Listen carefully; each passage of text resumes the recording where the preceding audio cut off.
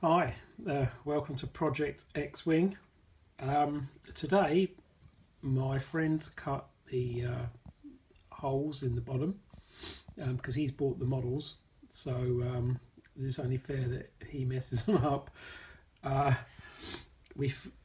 He's cut the holes and I've tried to mount these in there. It didn't go as well as I'd hoped, mainly because I'd mounted the plastic, the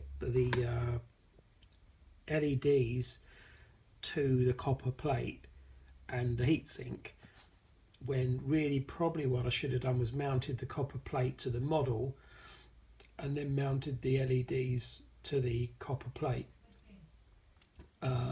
Some of this is because none of these holes line up properly, and the fins are falling off and stuff like this. It's not ideal. I mean, if I could get another heatsink that actually fitted it, it would probably help.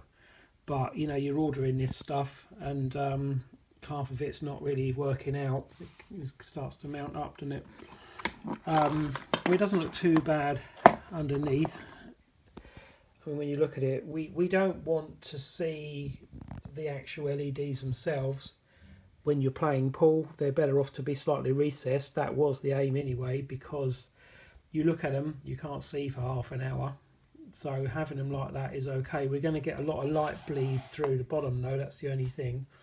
Not that you'd notice it, but it will also light up the whole inside of the model. So I think we are going to have to infill this somehow to keep the light coming out.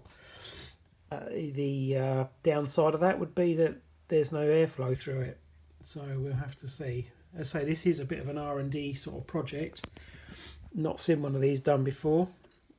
These lights were the only ones that were bright enough to play pool under and light the room up off the pool table.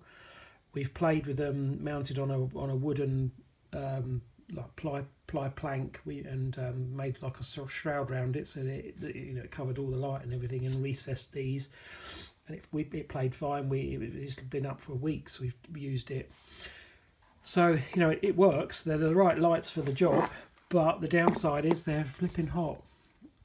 And getting rid of the heat is going to be the issue. I mean, as I said in the other video, we can exhaust it, put holes in here, drop a fan in there and blow everything out the back.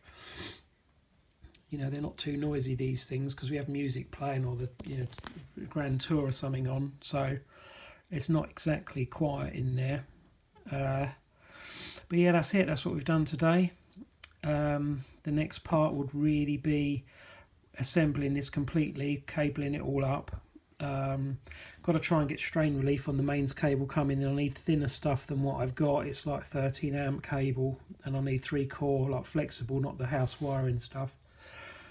And maybe is to just put a cable tie around here or something and get some sort of strain relief on it, so that we're not pulling it out of here. I mean, it's all going to be earthed anyway, so it's not a massive thing, but it would be better if we had strain relief on it.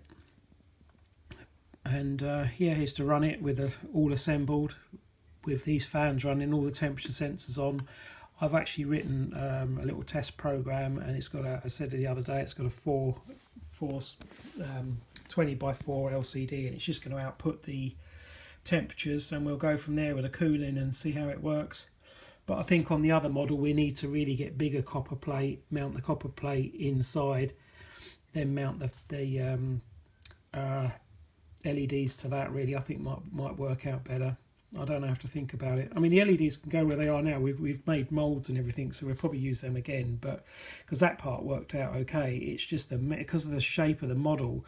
When you put the screws in, they're not going straight. They're like twisting, so they're not lining up. And it's just the shape of the model, because it's got quite a curve on it. When it's quite curved, and it affects the way the screws go. Anyway, that's it. I've had enough today. I'll speak to you on the next instalment of Project X-Wing.